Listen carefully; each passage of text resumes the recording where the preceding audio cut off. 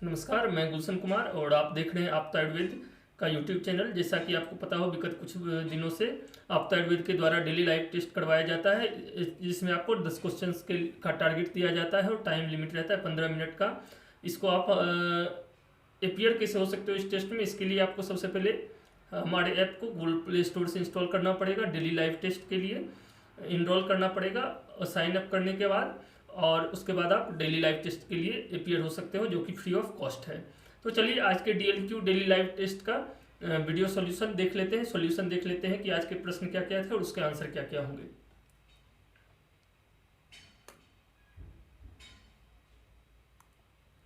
सबसे पहला प्रश्न है कि मैच द फॉलोइंग का, कि कॉलम 1 को कॉलम 2 से मैच करना है।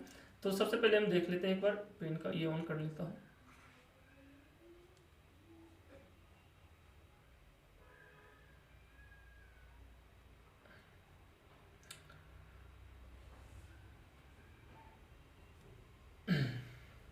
तो मंडल की संख्या अगर हम जाने तो 5, और फिर अगर हम जानते हैं टोटल नंबर ऑफ संधि कितनी होती है, 6। अब आते हैं वर्त में। वर्त में से रिलेटेड कितनी संधियां होगी, तो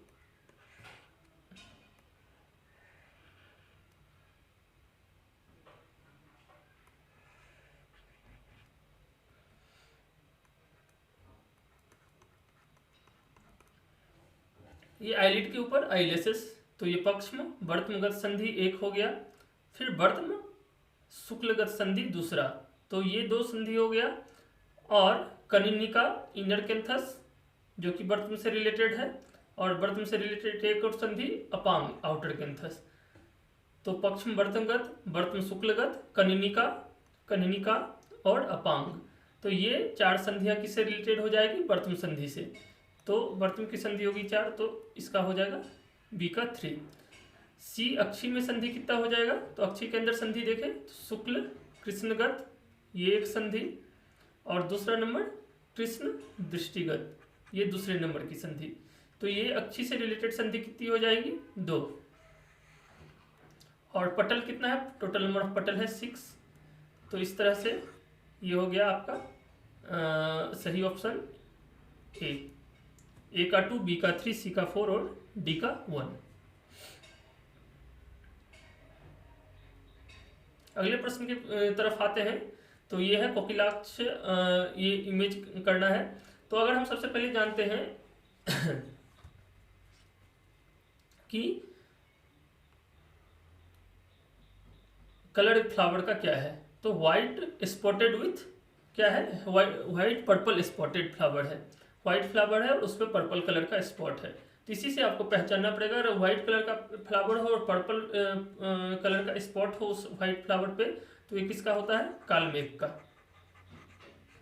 और एक चीज और यहाँ से देख सकते हैं कि कालमेघ का क्या होता है कि लोअर पार्ट ऑफ स्टेम जो होता है वो थोड़ा स्फेरिकल होता है और अपर पार्ट क्वाड्रेंगुलर आ जाता है। तो वो इतना क्लियर नहीं होता है इमेज में, लेकिन अगर ऐसे हम सामने से देखेंगे तो ऐसा रहता है। तो इससे भी हम पहचान सकते हैं, और फ्लावर से मेनली पहचान सकते हैं कि spotted flower, purple spotted flower और वाइट कलर का, तो वो कालमेघ का होगा। कोकिलाक्ष का हल्का ब्लूइश होता है। कदम का फूल तो हम लोग देख ही रहे हैं, ये कदम का फ्लावर है।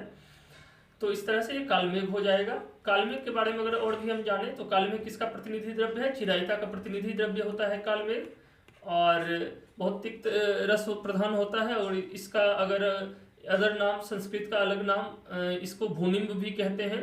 और इसका बोटनिकल नाम क्या है, एंड्रोग्राफिस पेनिकुलाटा, एंड्रोग्राफिस पेनिकुलाटा है। तो इस तरह से इसका सही आंसर हो जाएगा एंड्रोग्राफिस पेनिकुलाटा। सही आंसर इसका क्या हो जाएगा, कालमेघ, ऑप्शन बी। और इसका चिरायता का प्रतिनिधि द्रव्य है। ये क्वेश्चन पहले भी पूछा जा चुका है। अब अगले प्रश्न की तरफ चलते हैं। नेक्स्ट, कि त्रिरत्न सिद्धांत, त्रिरत्न सिद्धांत किस दर्शन से है। त्रिरत्न सिद्धांत का ही एक और नाम है, रत्नत्रय नाम से ही आता है, लगभग बात सब सेम ही है, रत्नत्रय। और ये है जैन दर्शन का। और त्रिरत्न सिद्धांत की अगर बात करें हम, तो इसमें 3 सम्यक आता है, सम्यक भक्ति, सम्यक ज्ञान और सम्यक चरित्र।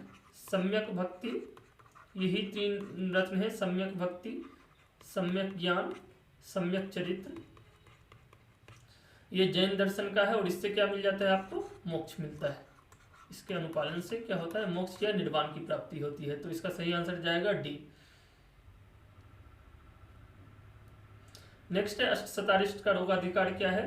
तो अष्टशतारिष्ट का रोगाधिकार श्वेथु है, शोथ है, और चरक चिकित्सा 12/33 इसका रेफरेंस है। 12 चरक चिकित्सा 12/33 में आपको मिल जाएगा। और उसमें भी शोथ में भी अगर हम देखें तो कफवातज शोथ जो होता है उसके लिए मेनली हम अष्टशतारिष्ट देते हैं, कफवातज शोथ के लिए मेनली इंडिकेट करते हैं।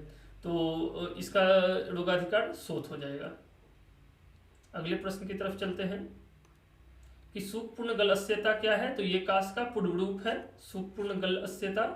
और ये चरक चिकित्सा, इसका अगर देखें तो आपको 18/5 में मिल जाएगा, चरक चिकित्सा में ही। सुखपूर्ण गलस्यता क्या है, तो कास का पूर्व रूप। अगला प्रश्न देख लेते हैं, आयुर्वेद दीपिका के लेखक कौन है। तो आयुर्वेद दीपिका क्या है, आयुर्वेद दीपिका एक टीका है, कमेंट्री है किसके ऊपर, तो चरक संहिता के ऊपर ही। और इसके लेखक है चक्रपाणि दत्त।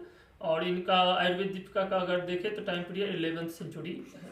तो इसका सही आंसर हो जाएगा ए।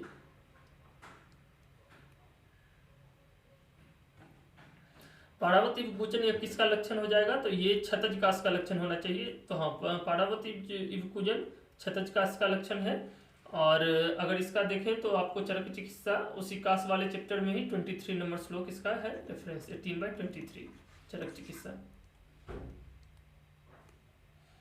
2 कथन दिया हुआ है, कीट विष में शीतोपचार निषेध है, कीट विष वात कफ प्रधान है। सबसे पहले जान लेते हैं, चूंकि उष्ण और तीक्ष्ण बहुत ज्यादा होता है विष, तो ये लगभग सभी विष में शीतोपचार करते हैं। लेकिन अगर कीट विष वात कफ प्रधान है तो इसमें सुश्रुत कल्प 3rd चैप्टर में बताया गया है कि वात कफ प्रधान होने के कारण इसमें स्वेदन का निषेध नहीं है, अर्थात शीतोपचार कर सकते हैं।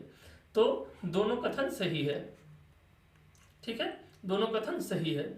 और इसका सही आंसर दिया गया है, दोनों कथन सही है और तर्क भी अभिकथन की सही व्याख्या है। तो इसका सही आंसर हो जाएगा सी, क्योंकि शीतोपचार करने से वात कफ प्रधान होने के कारण कीट विष में और वृद्धि हो जाएगी। तो इसलिए इसमें शीतोपचार निषेध है। और स्वेदन कर सकते हैं, कीट विष में क्या कर सकते हैं, स्वेदन कर सकते हैं। तो इसका सही आंसर जाएगा सी।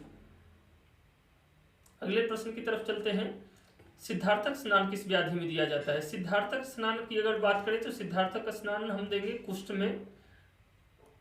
इसी तरह सिद्धार्थक से मिला जुला और 2-3 चीज है, जैसे सिद्धार्थक तेल देते हैं अपरापातन में, और उन्माद अपस्मार में देते हैं सिद्धार्थक घृत की अगर बात करें तो वो देते हैं उन्माद और अपस्मार में। अगर इस 2 में से भी एक को चुनना हो ऑप्शन में तो उन्माद में जाएगा सिद्धार्थक घृत।